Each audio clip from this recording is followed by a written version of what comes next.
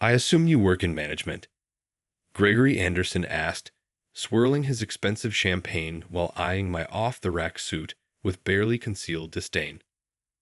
No, I work on the production floor, I replied calmly. My name is Michael Harrison. I'm 42 years old, and I was attending my wife Sarah's company holiday party at Precision Dynamics, one of the largest manufacturing firms in Detroit. Gregory's perfectly maintained smile faltered for a moment. Oh, how interesting. And Sarah is our new marketing director, correct? That's right. Must be quite a change for her, moving up to such a professional position. He emphasized the word professional while glancing at my worn leather shoes. I took a sip of my water, watching him over the rim of the glass. For the past 20 minutes, Gregory Anderson, CEO of Precision Dynamics, had been trying to figure out how someone like me had ended up married to someone like Sarah. His confusion was understandable. Sarah was brilliant, held an MBA from Michigan, and carried herself with natural elegance. I wore steel-toed boots to work and came home with grease under my fingernails. What Gregory didn't know, what almost no one knew, was that I owned 51% of Precision Dynamics through a holding company. Not that I was going to tell them. Not yet, anyway. Sarah deserves the best, Gregory continued, his tone growing more condescending. Someone who can match her potential. He gestured to the opulent ballroom around us. This level of success requires a certain pedigree. I noticed Sarah approaching from across the room, her red dress drawing admiring glances. She'd been worried about me attending the party, knowing how these executives could be. Just ignore them, she'd said while adjusting my tie earlier. We know what we have. We did know. 15 years of marriage, 2 kids, and a love that had survived my crazy hours building the business from nothing. Sarah had been there when I mortgaged our house to buy my first failing factory. She believed in me when everyone else said I was crazy to think I could compete with the big manufacturers. You might want to check who owns the company, I said quietly, just as Sarah reached us. Gregory laughed, a sharp sound that drew attention from nearby guests. I think I know who owns my company, Mr. Harrison. Sarah's hand found mine, squeezing gently.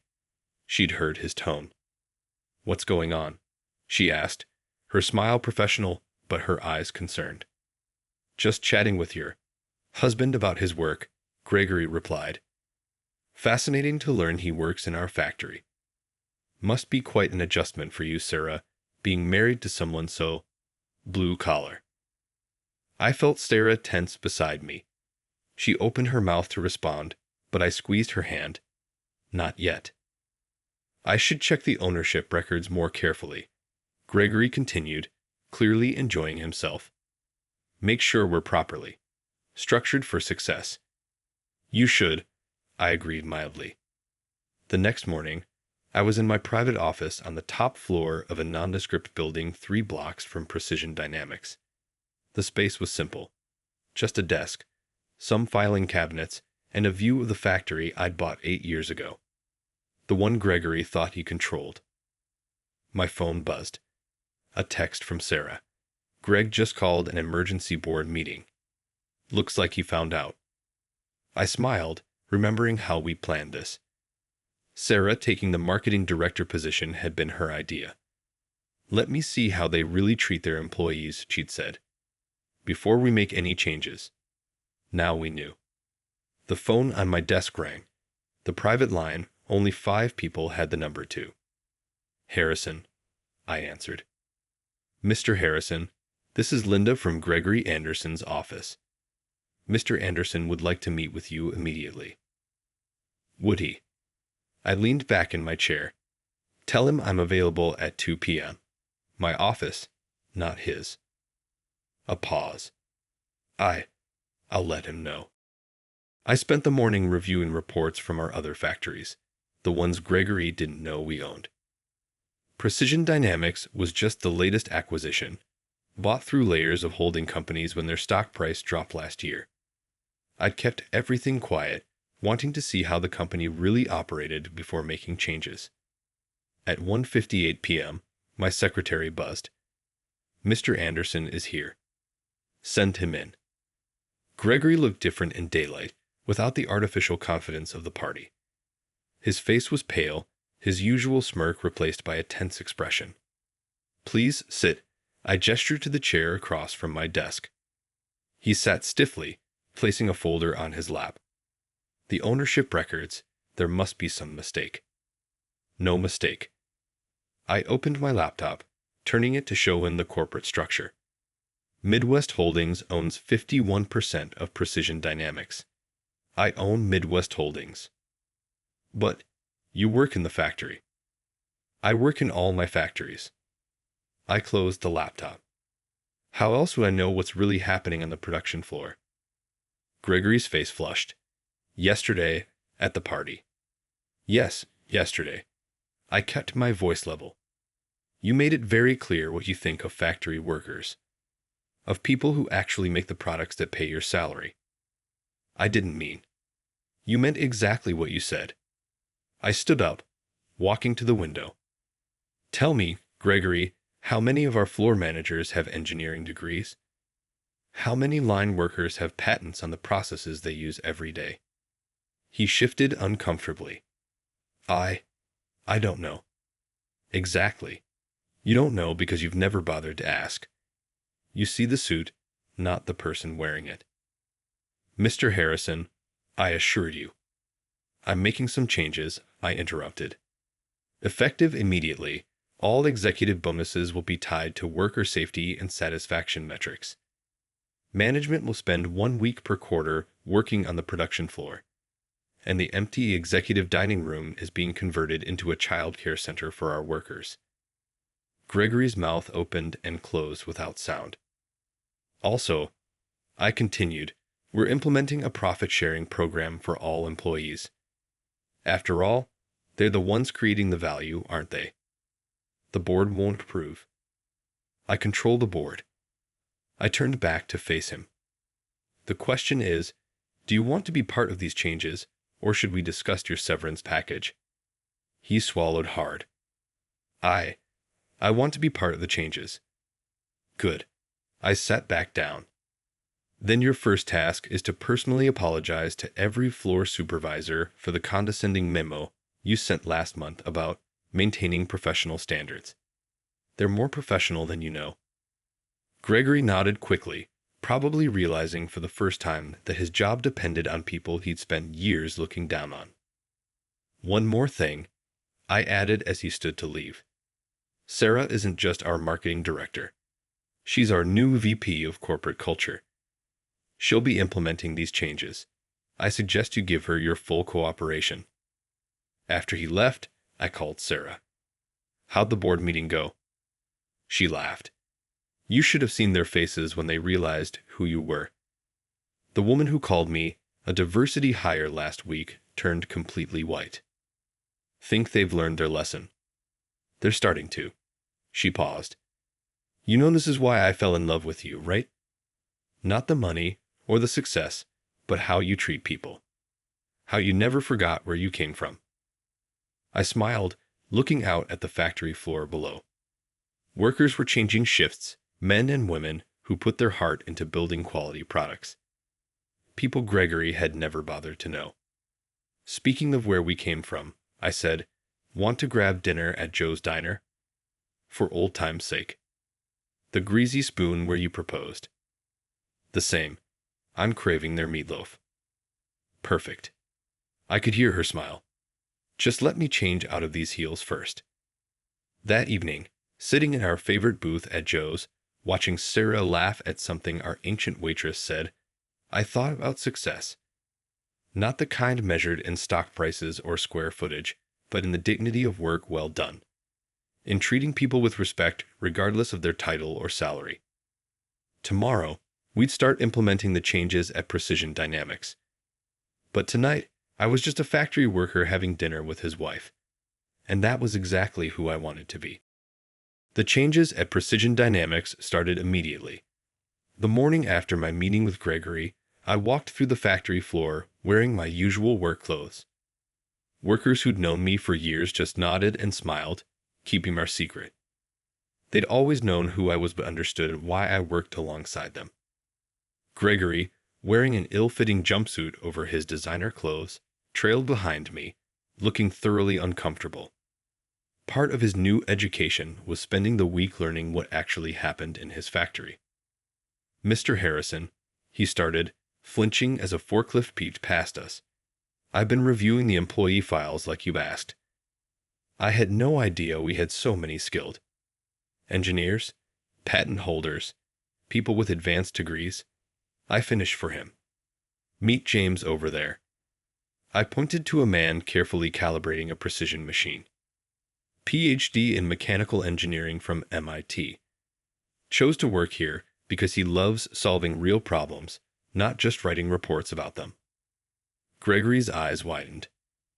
But why isn't he an R&D? Because he is R&D half our process improvements came from his hands-on work, something you'd know if you'd ever asked. Sarah joined us, dressed casually but still managing to look elegant. The workers greeted her warmly. They'd figured out weeks ago that she was more than just the new marketing director. "How's our CEO's first day going?" she asked, not bothering to hide her amusement at Gregory's discomfort. "It's enlightening," Gregory managed, wiping sweat from his forehead. "Good. Because the board meeting this afternoon is going to be even more enlightening." Sarah checked her tablet. "We're announcing the new compensation structure." Gregory paled slightly. We'd spent the night revising the company's entire payment system. Executive salaries were being capped at 15 times the lowest worker's wage. Bonuses would be distributed equally across all levels when company targets were met. "The shareholders," he began. "Are fully on board," I interrupted. "Turns out treating workers well is good for business. Who knew?" The board meeting that afternoon was unlike any Precision Dynamics had ever seen. Instead of the usual executive boardroom, we held it on the factory floor.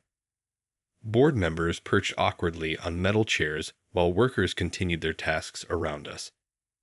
"First quarter projections," Sarah announced, standing confidently before the group, "show a 15% increase in productivity since we announced the profit-sharing program last week. Quality metrics are up 23%, I added. Turns out people take more pride in their work when they're treated with respect. One board member, Victoria Winters, raised her hand. She'd been one of the most vocal critics of workers getting too much power. And what happens to our profit margins with all these additional benefits? Sarah smiled. They go up. Less turnover means lower training costs. Better working conditions mean fewer accidents and lower insurance premiums. And happy workers make better products, which means more sales. I watched Gregory during this exchange. Something was changing in his expression. The condescension was being replaced by understanding, maybe even a hint of shame. After the meeting, he asked to speak with me privately. We walked to my Stimple office, not the executive one he'd assumed I'd take over. "I've been thinking about my position here," he said, standing stiffly by my desk. "And I'd like to stay, but I think I need to earn it. Really earn it. Would you consider letting me work my way up? Start in operations, learn the business properly?" I studied him for a moment. This wasn't what I'd expected. "It won't be easy," I warned. "No special treatment. Same rules as everyone else." "I understand." He straightened his shoulders. "I want to be part of building something real, not just managing spreadsheets." I nodded slowly. "Start Monday. Sarah will handle your reassignment paperwork." After he left, Sarah came in, closing the door behind her. "Did that just happen?" she asked, sitting on the edge of my desk. "Looks like it." I pulled up Gregory's file on my computer. Think he means it. "I think having his worldview completely shattered did him some good," she smiled. "Like someone else I know, back when they were just starting out." She was right. I remembered my own journey, how my first factory job had transformed my understanding of real work and real value. The other executives are falling in line, Sarah continued.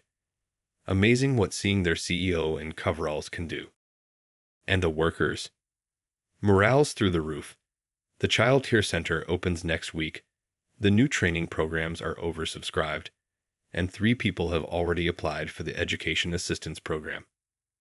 I stood up, walking to the window that overlooked the production floor.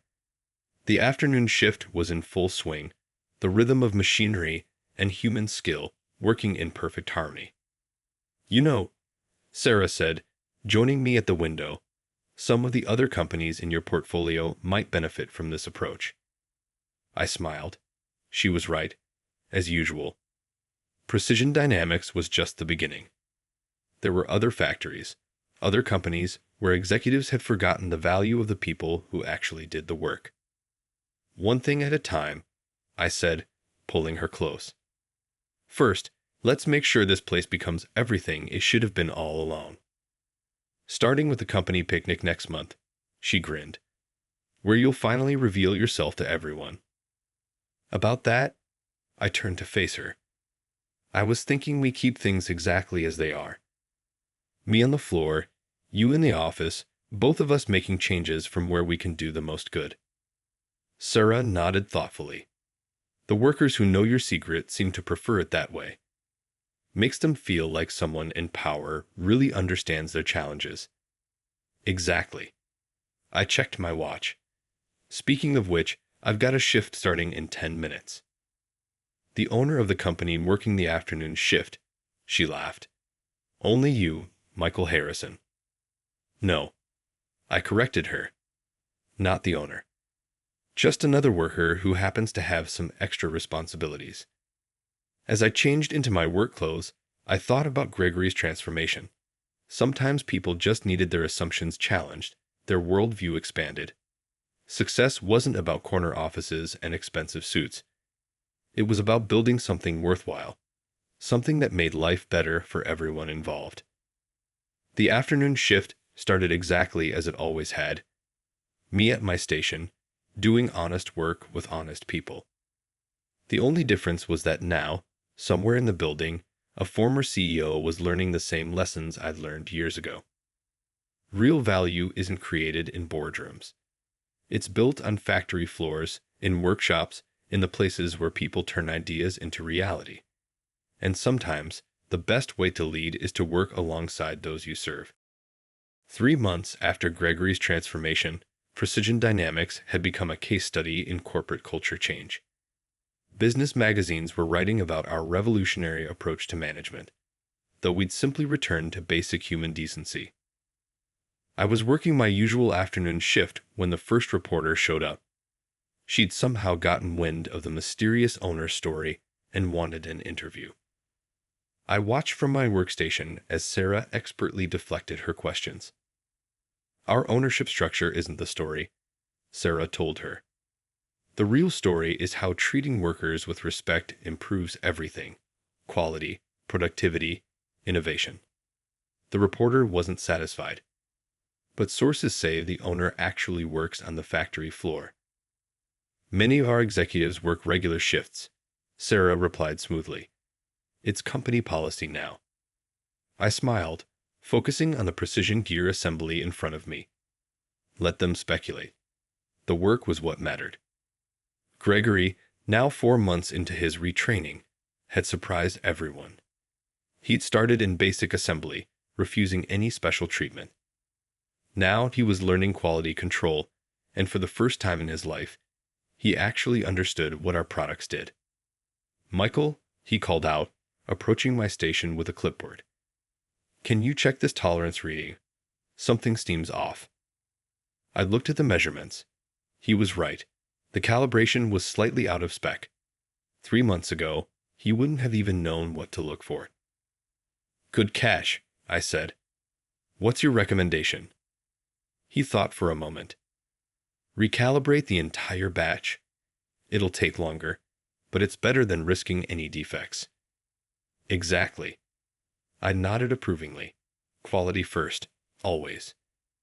As Gregory walked away, Sarah approached with a concerned expression. "We might have a situation," she said quietly.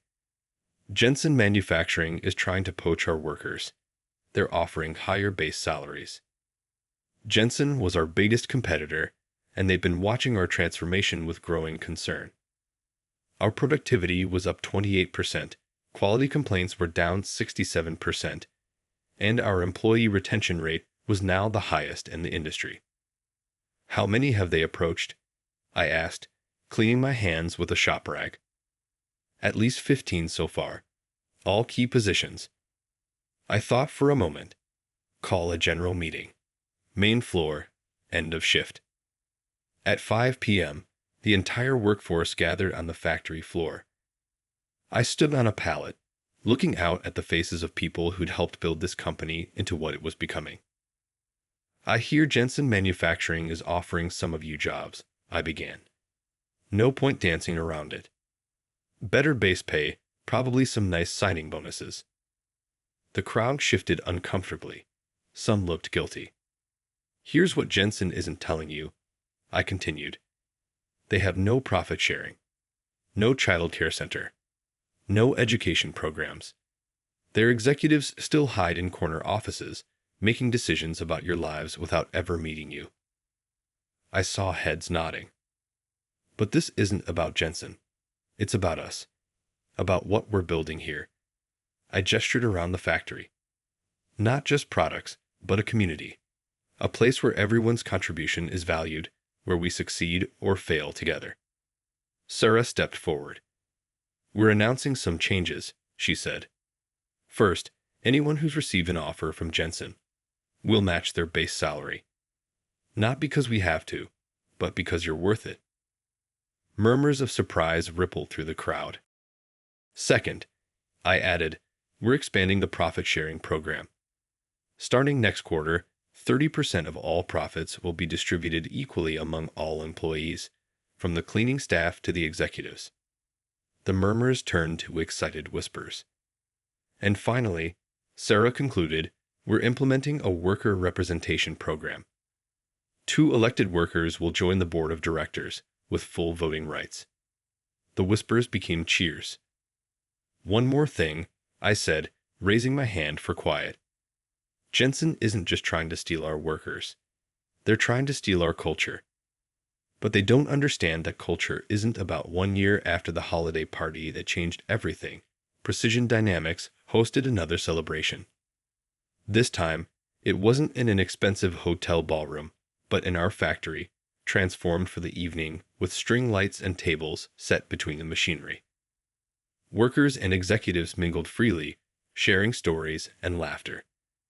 Children from our daycare center ran between the tables, proud to show their parents where they spent their days. The catering came from local restaurants, including Joe's Diner, which had provided their famous meatloaf at my insistence. Gregory, now our head of worker relations, was showing a group of industry executives around the facility. He'd earned the position the hard way, working his way up through every department over the past year. "Our turnover rate is less than 1%, I overheard him explaining. "When people feel valued, when they have a real stake in the company's success, they stay." Sarah joined me at our table, looking beautiful in a simple dress. "Should we tell them?" she asked, nodding toward the crowd. I considered it. The secret of my ownership had held for a year, known only to those who needed to know. But maybe it was time. "Actually," I said, "I have a different announcement in mind." I stood, tapping my glass for attention. The room quieted. "A year ago, many of us were in a different ballroom, celebrating what we thought was success," I began. "We were wrong. Success isn't measured in stock prices or executive bonuses. It's measured in the dignity of work well done, in the strength of our community, in the futures we build together." I gestured to the room around us. "Look at what we've created. Not just products, but a place where everyone matters. Where a former CEO learned to work with his hands. Where engineers and line workers solve problems together. Where children grow up seeing their parents treated with respect." Sarah stood beside me, her hand finding mine. Today, I'm announcing that Precision Dynamics is becoming a worker-owned cooperative. I continued. Over the next 5 years, ownership will transfer completely to the employees. Every worker will become a partner, with full voting rights and profit participation. The room erupted in surprised murmurs. Some of you know that I own this company through a holding corporation, I added. What you don't know is that I've been planning this transition since the beginning. Because a company shouldn't depend on one person's vision. It should belong to everyone who makes it work. Gregory stepped forward. But you'll still be here, right? Still working your shift. I smiled. Of course, just like always. Except now, I'll be working for all of you. The celebration that followed wasn't just about the announcement. It was about vindication. Proof that treating people with dignity wasn't just right, it was smart business. Later that evening, as workers and their families enjoyed the party, Sarah and I slipped away to my workstation. Remember when you first bought this place? She asked, running her hand along the familiar machinery. Everyone said you were crazy to work on the floor yourself. Best decision I ever made, I replied. Besides marrying you, of course. She laughed. The worker-owned cooperative was always the plan, wasn't it? Even back then. I nodded. A company shouldn't be about enriching one person. It should be about lifting everyone up. We watched the celebration continue around us. Gregory was teaching his daughter how to use a calibration tool. James from engineering was explaining a new process improvement to some visitors. Everyone looked proud, like they truly belonged. You know, Sarah said, you could have revealed yourself as the owner months ago.